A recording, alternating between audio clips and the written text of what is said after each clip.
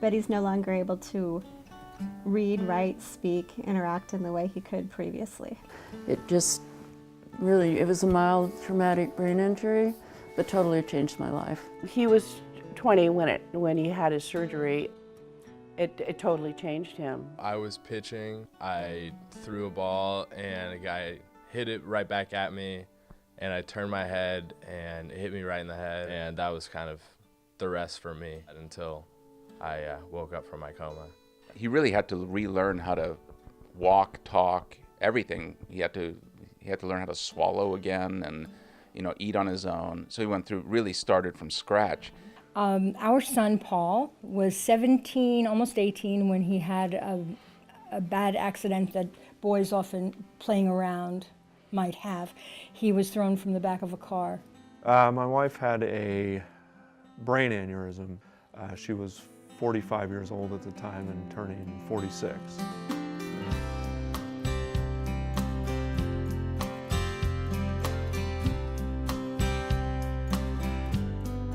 Having treatment and going through it at the time, and then what happens. And it's a little bit of, okay, great, you get to come home. Terrific, you're home. But then it's, then what? What do we do? If I had my needs met by the insurance company, which is Medicare, they had the great team that came in and then they were all gone. Gunner's injury will be with him for the rest of his life. It will be with us for the rest of our lives.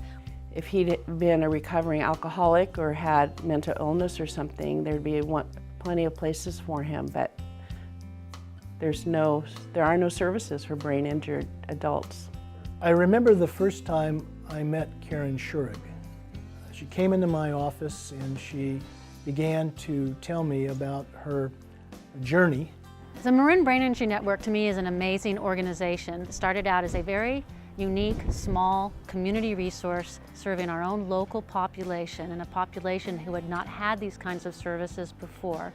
BINBA is an amazing organization of dedicated and caring professionals. They provide a safe environment for individuals with brain injury where they can learn about their injuries, where they can explore the possibilities in their lives. I think the community is the only healing thing for anybody in the community. I see it all the time with the group home fellows that I work with who have been severely injured in car accidents. And I think just even talking to their families, right? Having them have an opportunity to come where people actually do lovingly care about them and hear them and listen. I always tell everybody that listening is love, and that's what happens here. People get listened to, and it takes time and patience, and staff is extremely good at that. People really need ongoing rehabilitation, whether it's to regain skills that they had lost or to adapt to fixed problems. There's so many things that we're doing here now to treat the whole person and to make their life better. When the brain connections are severed, so are the life connections severed for these people. And the idea that they can reconnect in many different levels, especially with BINBA, a place like BINBA allows these connections to flourish. BINBA operates on a very limited budget with primarily part-time staff, an amazing board and advisory board, and lots of wonderful volunteers. Our organization is funded primarily through the generosity of individuals and family foundations. We continue to honor the mission of our founder, who is no longer with us, but one of her missions was to never turn anyone away because they couldn't afford the services. I mean, a tragic thing happened to her daughter, and she made this wonderful place to help other people because there was nothing out there, and she wanted her daughter to have something.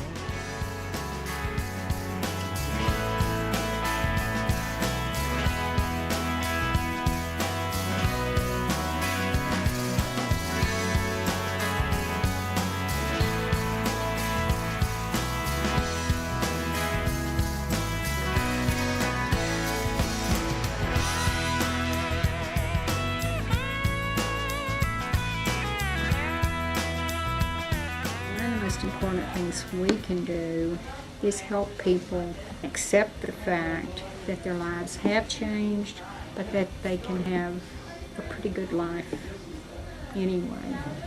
If you get the head injury, don't let it stop you.